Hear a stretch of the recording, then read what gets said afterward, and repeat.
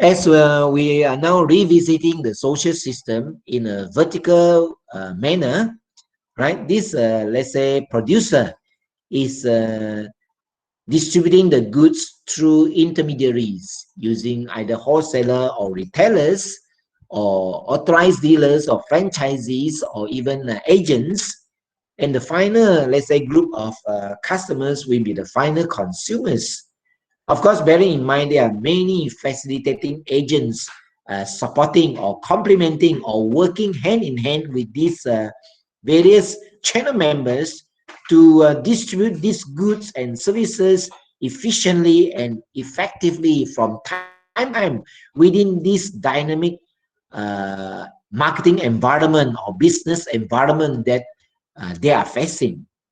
So with this dynamics of channeling processes, and also now coming in the price that we are determining at different levels of the channel, we have to really understand that this anatomy is that different level, different price is charged because they are expecting the margin as well, right? As a producer, when you charge this price, you have to realize that the wholesalers or the agents or the retailers, we also charge an additional price.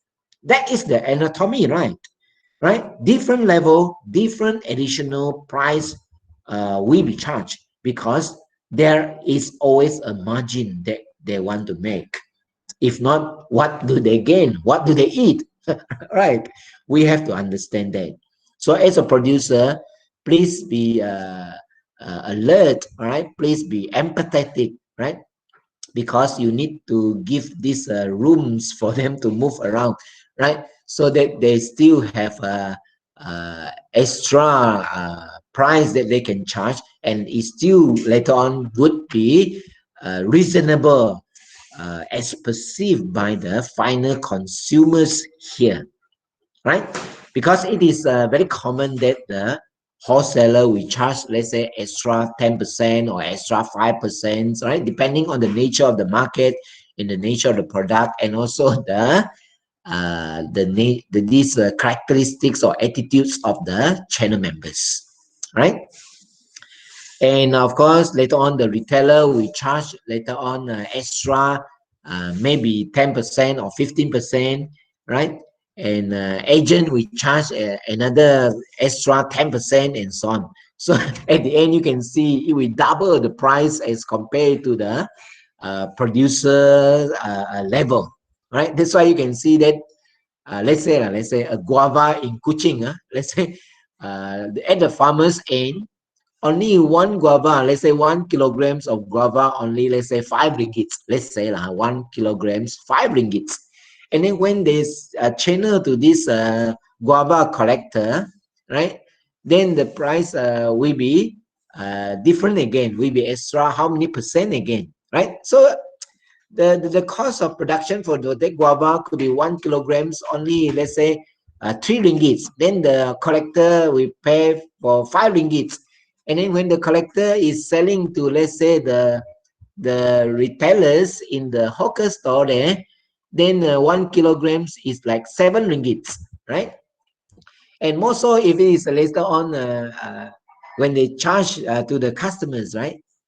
If it is in Kuching, and if it is in, let's say, Kapit, right? Huh, Wesley? How much is 1 kilograms of this guava? We don't know. If it is in Cebu, if it is in Sereke, if it is in Sriaman, if it is in, let's say, Limbang, or even exported to, let's say, West Malaysia or to international markets, right? If it is exported to, let's say, in China or in European countries, after all these value-added activities, how will the prices be, right? After different levels of the marketing channel, from the farmer, this price, from to the collector, this price, later on to the wholesaler, this price, and to the certain processing agent, this price, to the exporting agent, this price, to later on to the other side, the importing agent, that price. Then importing agent will be giving to the wholesalers there or the trading companies there at that price. Then the trading companies, they giving to the retailers there at that price. You can imagine how many levels in the marketing channel. If it is 10 levels, for instance, to reach the consumer in, let's say, in Hong Kong, for example, imagine 1 kilogram of guava in Hong Kong, right, will be how much, right? I don't know, could be, right, 50 ringgits per kilogram in Hong Kong. Why? Because of this anatomy of channel pricing structure. Different level of the marketing channel structure, you will have this additional price charge because of the additional cost involved, right? So it is really understandable why this agricultural produce or any other manufactured goods or services, when it reaches the final consumer in that particular geographical destination, the price can be really very, very much different from the original price in the production level.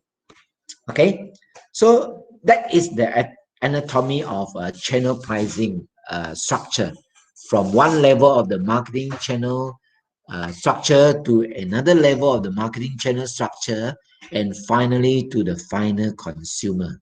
All right, and bear in mind, they are the facilitating agents and the supporting activities, which also involve costs, right? All these financial institution with the financial activities, transportation agents with the transportation costs involved, right?